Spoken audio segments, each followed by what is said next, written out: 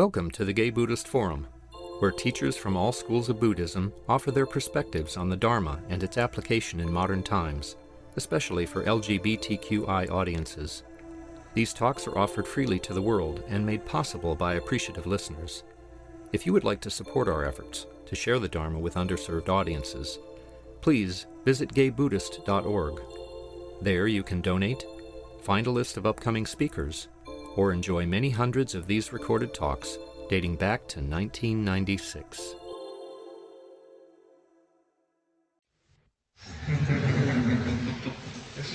I've heard of you and that your books. I don't say I haven't collected yet, but I'll get one. I'll just read from the newsletter or introduction here. Wes Nisker is the author of Crazy Wisdom from 10 Speed Press and Buddha's Nature from Bantam Books, and editor of the Vipassana journal Inquiring Minds. He's been practicing Buddhist meditation for 30 years and teaching for 10 years in various venues. He's affiliated with Spirit Rock Center and has his own sitting group in Berkeley. In his other incarnation, he is Scoop Nisker, local radio commentator, currently doing pieces for KFOG. Thank you. Welcome. Yes, thank you. Nice to be with you here. Surprised to find this little Dharma center tucked away in the Catholic Mission District. My belief is that someday we'll have the churches and they'll be meeting in the basement.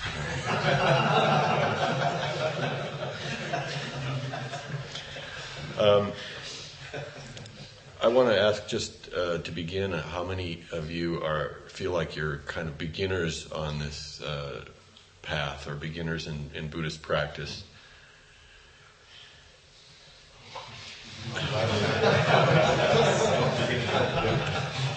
That's the correct response, yes? Okay. Let me put it this way. How many of you have not done, say, a week-long retreat? Never done a week-long retreat, okay. All right, I think what I'll do is then, I'll just give you what I think is the path of meditation, what the Dharma is all about. I'll just give you a very brief synopsis and then talk a little about sort of the central question of all of the esoteric wisdom traditions. And then hopefully we'll have time at the end for discussion and comment and questions and stuff.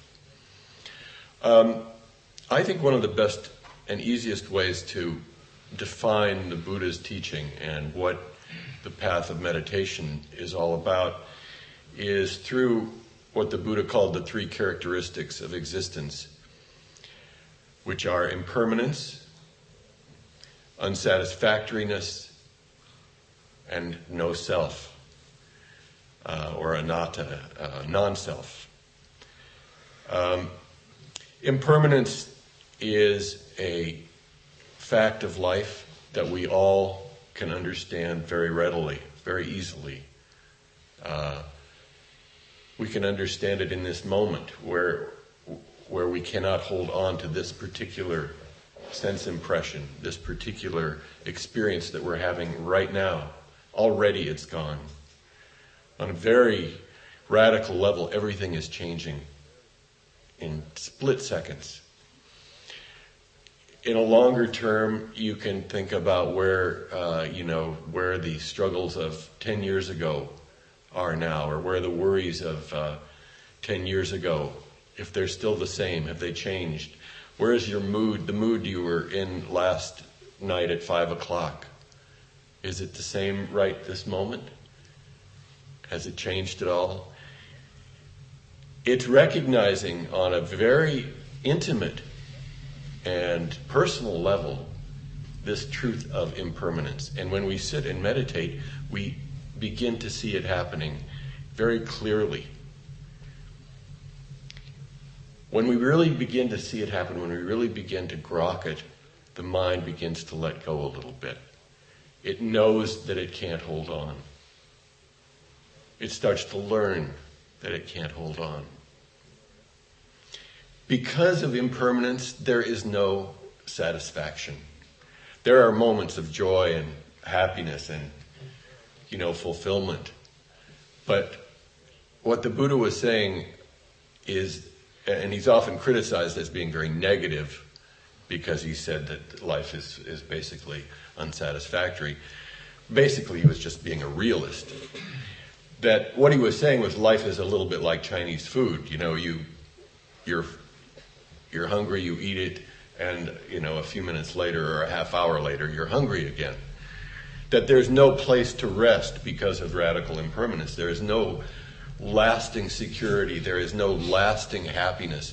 One of the great myths of our culture, that you're going to somehow get circumstances together so that you will live happily ever after, keeps us all in this crazy kind of treadmill of dissatisfaction. So it's not really a negative, it's really a very realistic understanding of the conditions of life. Impermanence, unsatisfactoriness. And then one of the great keys to what the Buddha was teaching is this concept that's very difficult for us to sort of get our minds around, but which organically becomes an insight that we understand through practice, through meditation practice, is the idea of non-self. And what this doesn't mean that we don't exist. What it means is that our existence is completely interdependent with everything else. That our body is really the body of the world. That our consciousness is really the consciousness of the universe. That we don't own it.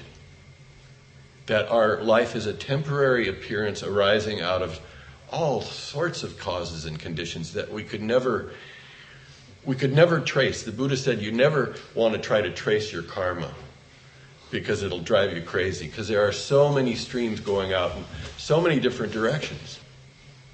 But basically, those are the three characteristics. The Buddha taught that these are the three characteristics of existence. And it's not something that we understand intellectually and then our lives are changed, but it's something that we understand in our deepest being, and that we come to by seeing it over and over again. Meditation practice is really going in over and over again and touching the deepest wisdom you can know, until it becomes more and more a part of you and it becomes the place that you live from, rather than living from delusion and confusion.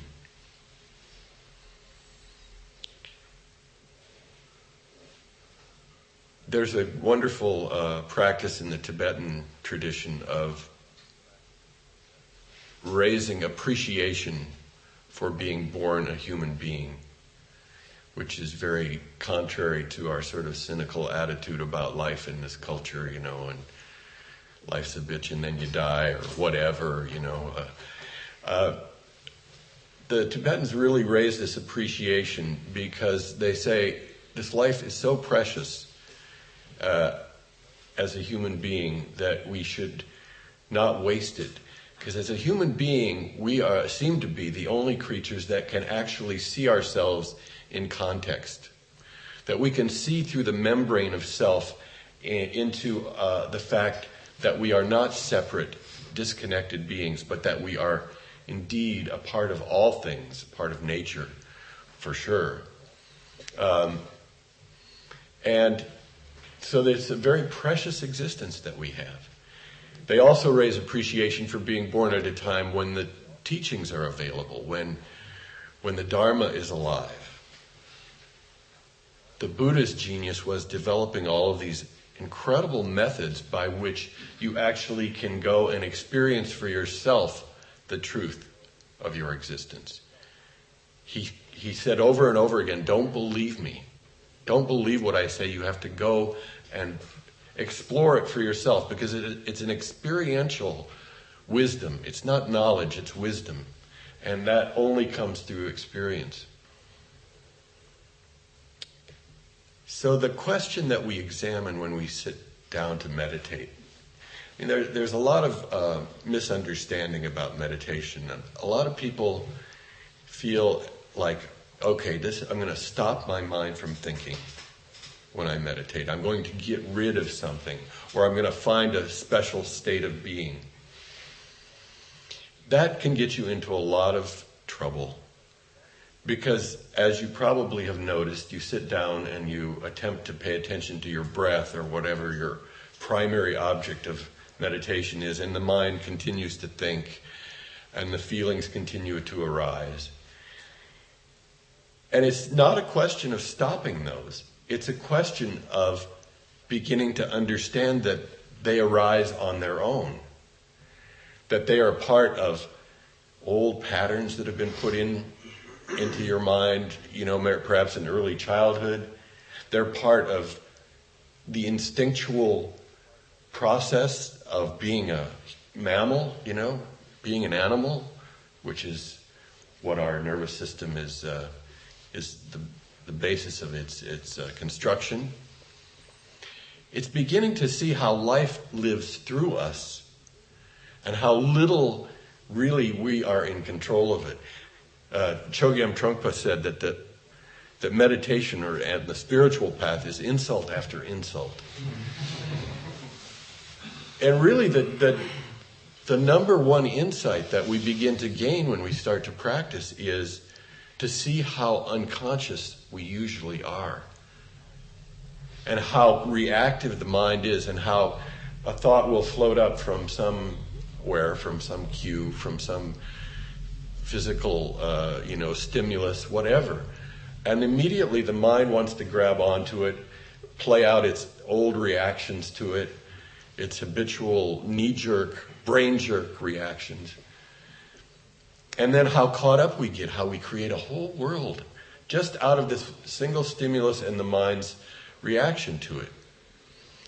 When we begin to see that over and over again, the reactions start to lose their power. We really begin to gain more freedom of mind, because we begin to see how automatic our reactions are, how easily the world just pulls us here and there and here and there. We see a sight, we hear a sound, we feel a physical sensation, and immediately we're gone. So the Buddha discovered these methods that some of which were in existence when he was teaching. The Hindus had many practices of meditation. But he really refined this quality of mindfulness and the practices of just being the observer and slowly beginning to understand how your reality is created. It's the most important thing we could possibly do in our lives, to understand how our reality is created, because it determines how we feel, how comfortable we feel in our minds and in our bodies, how comfortable we feel in the world. And it's radical. When I first went to meditate in India in 1970, was a long time ago, and I was one of a wave of hippies, a migration to the east to see if we could discover new ways to get high and never have to come down. I think that was the basic motivation for our journeys. But also a lot of people had been using the Tibetan Book of the Dead and the Tao Te Ching and during LSD sessions, and of course Alan Watts and the Beatniks had begun introducing Buddhist terms and Buddhist understanding and Hindu terms. And so there was a lot of people who went to see if they could find a teacher and a guru and figure out, what this was really all about. And there was a guru on every corner in India. I mean, it was a matter of discrimination rather than having to seek one out. But I found a wonderful Buddhist teacher, Burmese Buddhist teacher, who was my first mentor in this practice. But I'll never forget that first retreat when he said, very simple instruction: sit down and just make the intention to just be present with the physical sensations of your breath. And okay, no problem. I went, and after a couple breaths, my mind was off somewhere, And then I would notice that my mind was off somewhere. And then a voice would come up into my mind, starting to berate me for not being able to keep my mind on my breath, when it wasn't even my fault. I didn't decide to my mind wander, but so then this voice would come and start berating me. And also I had come from working at a radio station in San Francisco. KSAN at the time was sort of the underground counterculture radio station. And I don't know, maybe it was all the drugs and the imprinting, but these songs would go around in my head just over and over and over again. It was insidious. It was like I couldn't stop them. Especially the ones with really good hooks, like Rolling on the River, and it got so, if a song was cued by some, strange cue that was on an album side that I was familiar with, my mind would track through the album. Have you had that experience?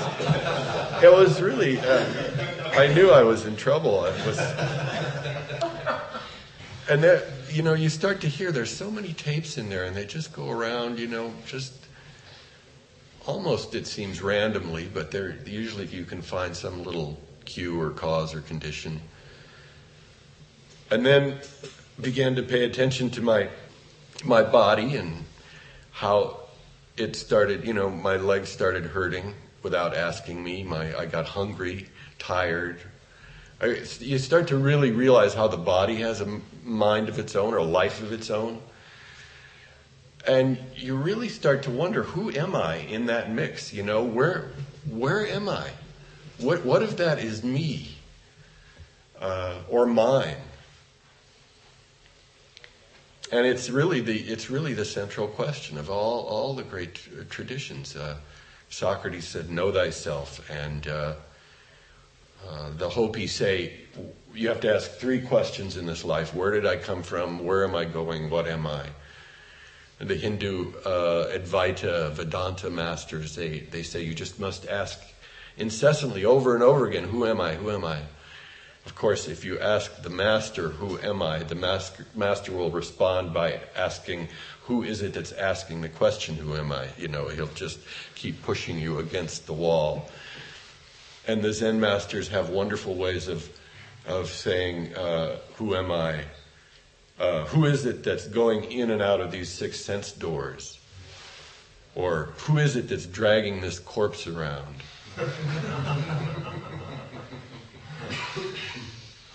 But it really is the question that we begin to investigate, not analytically so much, but we begin to really come alive to when we sit in practice. And so practice, on some basic level, is not so much about changing your experience or trying to find a particular state of mind or getting rid of your thoughts or getting rid of your personality. But it's beginning to just watch it from a place of stillness, a place of mindfulness in the mind. Mindfulness, I don't know if you know what this quality is, but this is the quality that we try to develop and use in insight meditation. Mindfulness is basically a non-reactive, non-interfering awareness. It's pure consciousness, pure awareness, you might call it. It's really interesting when you begin to investigate that the fact that there is this pure consciousness here and awareness here in this being. And then there are all these objects that arise and fill this consciousness one after another. And all of them are unstable and fleeting. They're very effervescent. Here's a thought, here's a sensation, and behind it all is this pure awareness. Behind it all is this clear knowing, which is really a kind of magical quality that lights up the world, really. The world is dull, colorless in and of itself. We're the artists, you know. Anyway, where was I? Oh, yeah. This investigation. I mean, I remember when also that first meditation retreat, when I started to develop this quality of mindfulness and begin to watch myself. I mean, I was 28, I guess, 26, 28. I had had a good U.S. college education, and, you know, I'd done some therapies, some Gestalt, some Freudian therapy. But nobody had ever hinted to me that there was this method of self-investigation where you actually could step back from the whole drama and almost become like your own shrink, you know? Because mindfulness is that kind of way of just saying, and what else? Trying to just withhold the judgment, withhold the reaction, and just listen. Freud even counseled people who were wanted to be therapists to have what he called an evenly suspended attention, which is a kind of another description of mindfulness. But we can develop our own, we don't have to pay ourselves to $90 an hour to sit there, and we can actually kind of develop our own shrink.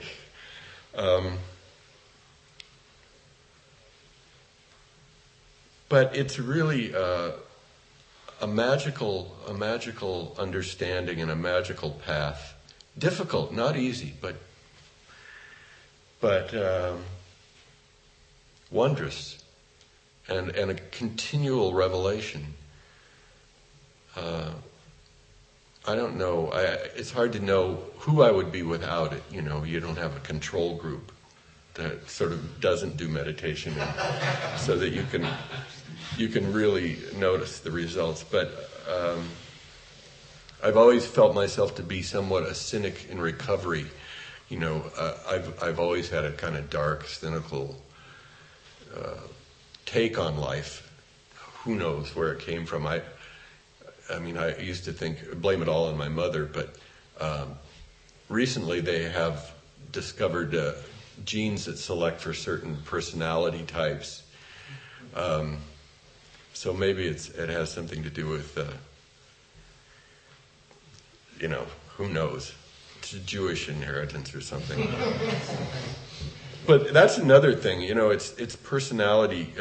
When I and many of my friends started doing this practice, we kind of thought, well, we'll get a personality transplant. We'll be able to become someone that we can live with more easily.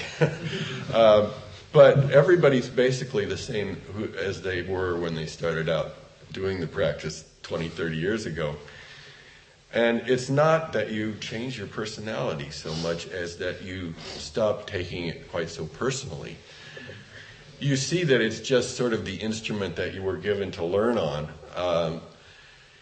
And it's interesting because so many cultures throughout history have recognized that we're all born with a certain temperament, from the Greeks, and you have a balance of phlegm and blood, and you're either phlegmatic or you're sanguine, depending on your balance of the humors, and astrology and Enneagram, and there's all these typologies that say that we're all given a particular temperament that we have to live with. We aren't going to really change it that much. And when we practice, we begin to see how that sort of is just playing itself out, and we don't get caught up quite so seriously or deeply in the drama. It's somebody said we can start to take our personality, see it as a pet, something that we're living with, and we take care of it, but we keep it on a leash. Sometimes we let it go,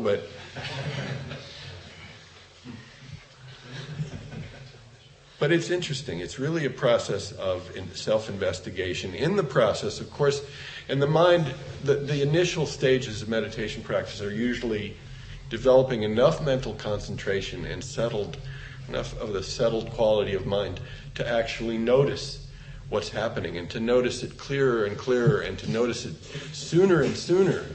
Pretty soon, if you do a retreat, after about 3 or 4 days of sitting and really being one-pointed with the mind, you start to notice the reactions the minute they start happening.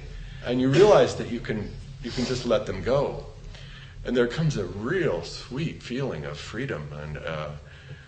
And when the mind is not getting caught by every little thing that arises, there's a wonderful kind of peace that happens. It's a very high happiness. The Buddha called it the highest happiness.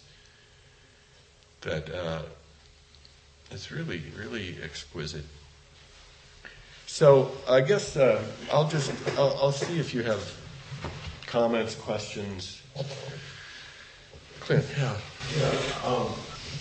As far as a regular meditation practice, this is kind of a nuts and bolts question, but as far as a regular meditation practice, which I try to maintain, but I also have to juggle it within the schedule of holding a job and having other commitments with my time and so on.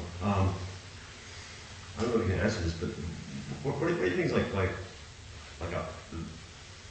a minimum of what's I'm not gonna have to stick to the minimum, but what do you think is kind of like this investment actually will give you results versus just kind of like pissing your time away? Minimum daily requirement. All right. Well, maybe that's inappropriate. No, it's not inappropriate. I think that actually the best way to really get started is to do a retreat of a week or 10 days, because that way you really get a sense of what the practice is about. It really gets you deep into it, and you really you find that gear in the mind, and you really can. And also, it usually is pretty inspiring and inspires you to make it a priority in your life. Without making it a priority, it's really hard to squeeze it in, because there's always our habitual patterns of living are always very strong, and to stick something in there, especially something so sort of that goes against the culture so much. It's nothing. We aren't being distracted. We're sitting with ourselves, and it's not an easy thing to do, to sit in silence for 20 minutes or a half hour. It's it can get, and there's not enough happening. It's boring, or it's we get lost, or we get tired. We realize how tired we are. Often people will say, I come home and I try to sit and I just fall asleep. Well, what's happening is you're actually getting in touch with how tired you really are. And it's okay, you fall asleep, you let yourself sleep for a while. But it varies from person to person. I generally try to break it up so that I try to do a little in the morning, 20 minutes, half hour. And then I usually do my big sit, or 40 minutes after work, or between work and supper, before supper, because it really breaks the day off, and it really it really creates a kind of tone for the rest of your evening, which is really yours. For many of us, the evening is ours, and you kind of let the whole process of the day just kind of unwind in the practice. It's a beautiful way to sort of just come down from a day, but it varies with different people. And also, of course, there's the idea that you can practice almost at any time by just being present with what is in the moment, with being present with the activity that you're doing, whether it's eating or walking or driving, that all of it can become part of your practice. That's hard to do too, I get in the car, I want to turn on the radio immediately. or I'm walking from one place to another, and I'm usually lost in thought unless I remember. And then I come and I'm just walking, and I'm feeling the earth, and I'm opening my senses to what's around me and just letting things pour through. And it's really quite relaxing, quite sweet and wonderful. But to remember to do it is hard. To remember to do it and to find the will to do it.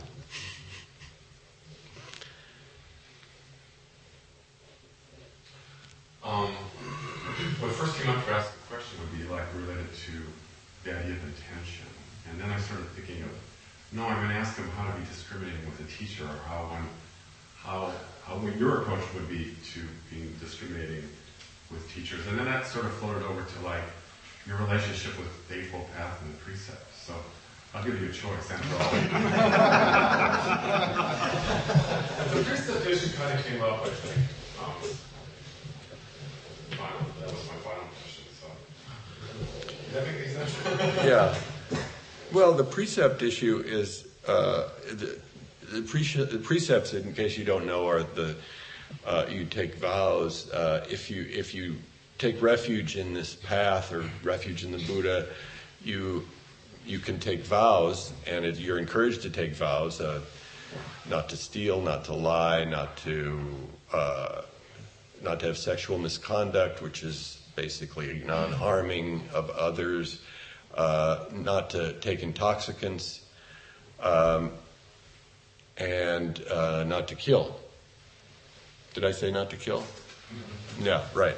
So there are 5, and then they go on from there. I mean, if you become a monk, you can take up to 500 precepts. It's really pretty amazing. It's interesting, though. I find that in the Buddhist tradition, there is emphasis on right living and right livelihood and being non-harming. But the emphasis is equally on the fact that when the mind is full of lust or rage or confusion caused by misconduct or harming others, it's much harder to be awake. So that they're linked, It's not be good for goodness sake, or be good because God's going to punish you, but be good because it's going to lead to your happiness, because the quality of your mind state is dependent on what your mind is full of. And so that's sort of the basis for the precepts. They kind of grow.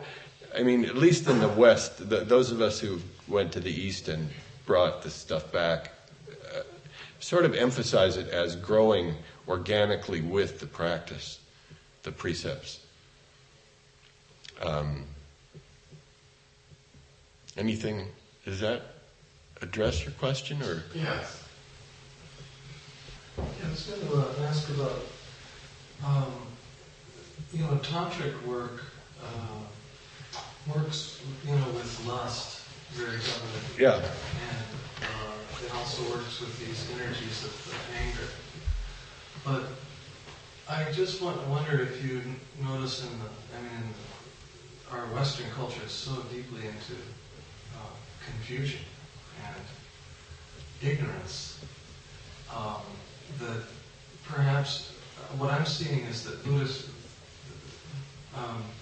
you can also work in a similar way perhaps with confusion. I mean, dipping in and out of confusion, trying to maintain a standard life, Mm-hmm. and falling in love, and, Mm-hmm. caring about causes, and Mm-hmm. working as a real human being, as just a person, Mm-hmm. involves a tremendous amount of going into confused states. Do you have any thoughts on just what How you to work with confusion? How to work with confusion in the same tantric way that you work with lust, or you work with, the 3 basic Right. center of the wheel of samsara there, greed, hate, delusion. Delusion seems to be really avoided in Buddhism, whereas the other 2 are saying, okay, we can deal with lust, we can deal with anger. But delusion is sort of... Right, well, yeah, it's harder to see. You know, like how to fall in love and still be... Sane? And still be sane.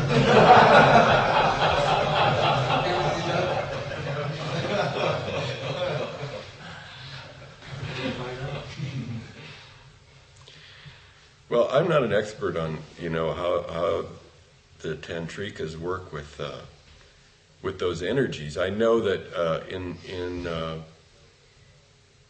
some schools there's a whole process of, again, sort of recognizing your temperament, understanding your temperament, and then understanding both the sort of positive and negative parts of it. Say you are a desire type, you're just full of desire, that there is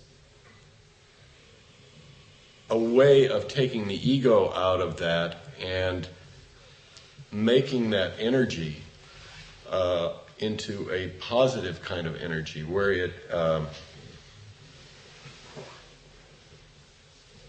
it becomes an energy you use for the benefit of others rather than your own benefit. It's difficult, though. I mean, confusion is a really elusive thing, because how do you know when you're in confusion? Because you're confused.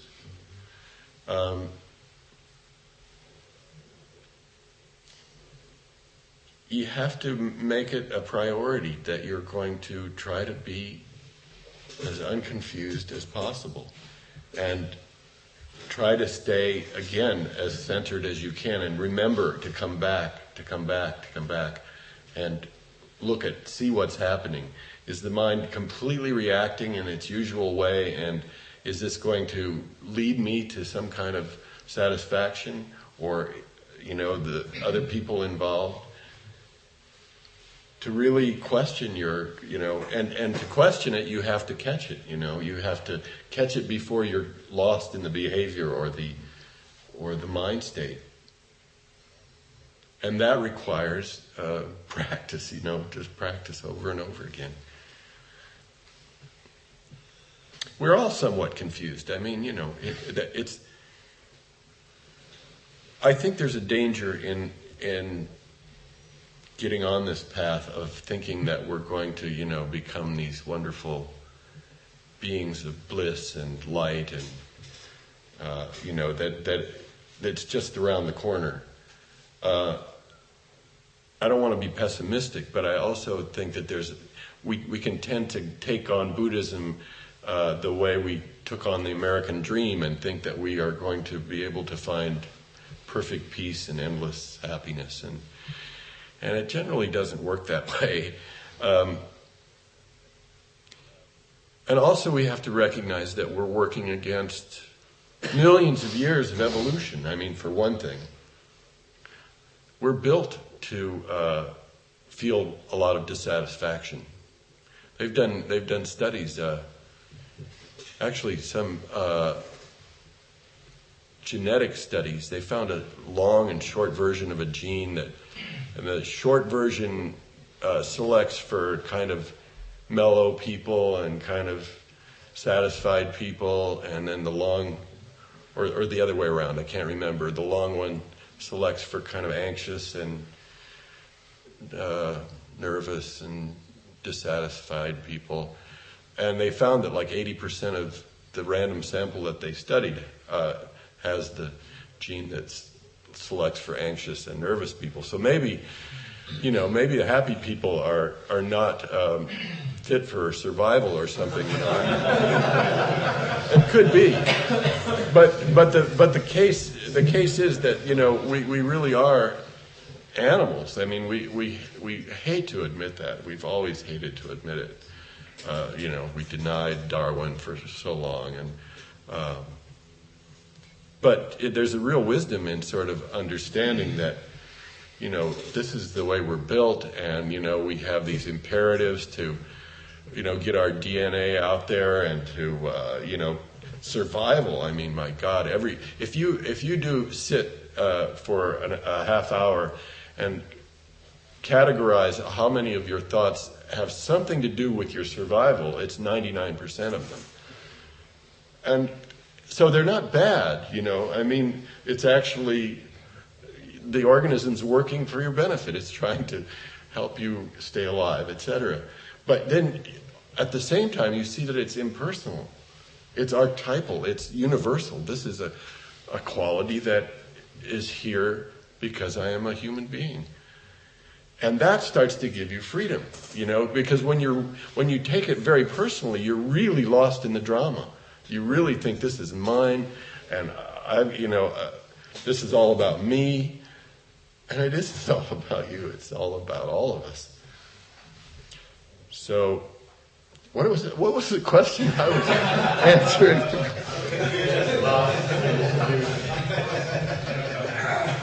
I'm sorry. Yeah. First of all, I want to thank you for your being here. Second thing is, when you're talking, it always starts a cancer worm, One thing you said about genes, and I think, to me, gene is a good excuse for bad behavior. And the other thing you talked about before, which actually was my question, is when we sit and all these thoughts comes in and we're very aware of it, we spread ourselves out. And then you use the word, as we're all looking for, this one-pointedness, which to me is a contradiction. Would you try to, I know it's a very philosophical thing, and I don't totally understand what I'm saying. Yeah. No, is there that one-pointedness and then the whole world included? Yeah, it's a very good question. It's a process that feeds, it's sort of a mutual feedback thing. If you were told to sit down and start observing yourself, just, without having any kind of concentration, you would be lost immediately, and you would continue to get lost. You wouldn't be able to find a kind of anchor or a center from which to be the observer. The mind needs to sort of learn focus. We're often taught to focus on external things, but it's very different to focus on ourselves and our own internal process. So we have to start developing some kind of mental concentration before we can actually become an observer. And the more we develop this concentration, the better observer we become. So you make an intention to just be one-pointed on the breath, say, which is the object that we usually use in insight meditation. So that when you go off, you have a place to come back to and anchor. And then you keep going off and you anchor, and pretty soon you have a little bit more stability here, and you just kind of can rest part of your attention on the breath and then just see how everything else is going on. You have a kind of platform from which to sort of view the rest of your internal world. So there's a way in which we give a focus to start to develop the mental concentration, and then we kind of let the mind be open and let things happen, and we have some stability behind it all. Otherwise the mind just is completely confused and lost in whatever object arises. And then and even after doing this practice for many years, there are times when I'll sit down and I have no concentration at all. And I have to come into my breath and just really spend some time there until the mind gets a little settled. Then I can kind of open up the mind, and I don't even have to pay attention to the breath. I can just sort of rest in awareness. And I'm just kind of in awareness, and things are arising and I'm noticing them. And then if I start to lose it, and wander off, I come back to the breath again. Yeah. I continue to be confused by Buddhist concepts. And this question of impermanence, that does not speak to my experience of personality, and I don't mean just patterns of reaction in people. Little babies have something so unique and wonders about them that just goes through their whole life. And I have friends, people I've known my whole life, and there is continuity. There is something predictably fabulous about seeing them again, and about who they are. And it's not just reactive. It is some spectacularly creative element within them that is very unique. And so when I hear that there's nothing impermanent, I know that ego is deluded. That's not what I mean. It's something that is radiant and full and very specifically themselves. Yeah. Am I confused? No, you're not confused. In any long term, of course, they're impermanent. They're impermanent as a constellation of elements, or as a personality. They're impermanent by any long-term view. Think of 20 billion years or 15 billion years, and you see how impermanent each of us is. We don't know that. Well, in this body and form, we certainly... Yeah, but you're saying there may be a soul essence that... Yeah, no, there may be. There may be. It feels like there is. My own little laboratory. That we drop down from somewhere. I don't know, but it's... Right. It's possible. It's possible. But for all practical purposes, everything that we know of is impermanent.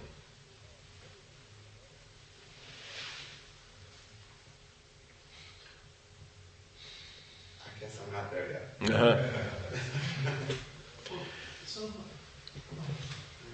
Another way to think about it is actually everything we know of is composed of many elements. And it's a process of elements coming together. And everything that comes together comes apart. Physically. Well, I just commented on the subtle spheres, from which we come. We really can't investigate. Maybe their time frame is so awesomely large that it is permanent on the scale we're dealing with it. But, even if you look back, the soul comes from some place and is joined again with a soul. So its lifespan of becoming individuated and returning is not a cause for sadness. There's rejoicing at both ends of that. So, even if that is your cosmology, it's a place not to be worried. And I think the Buddhist teaching is about not being worried where you're at, just being on, becoming aware. Maybe one more question and then close down.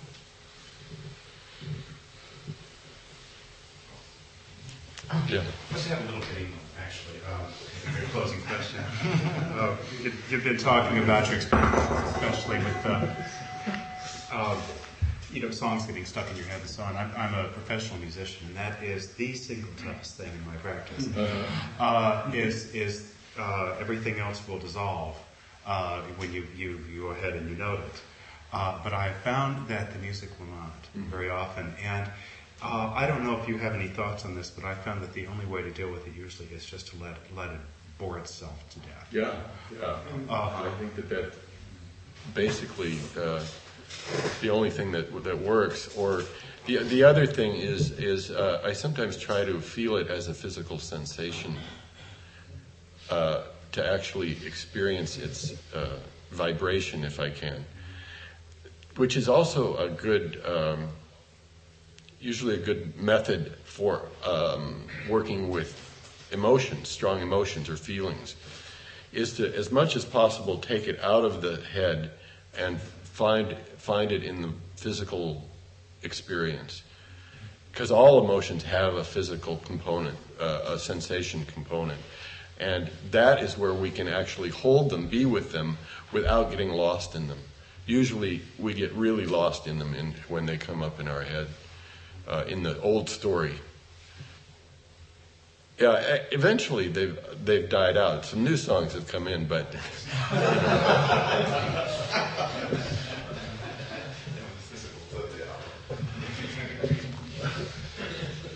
I brought a poem. I thought I'd close with a poem.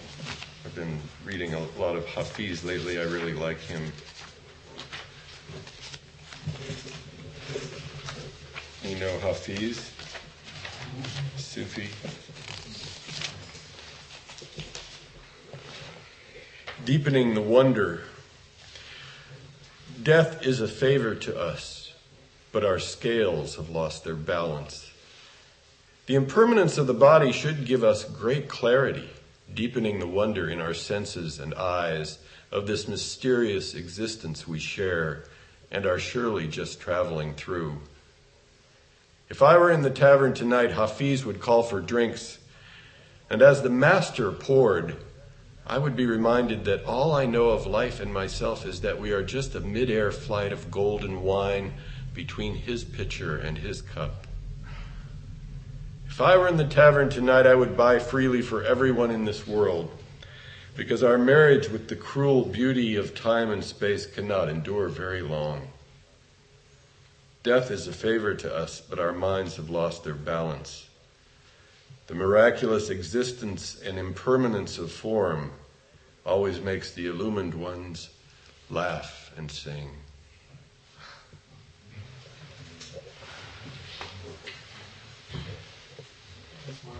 Thank you. Thank you. It's nice to be here.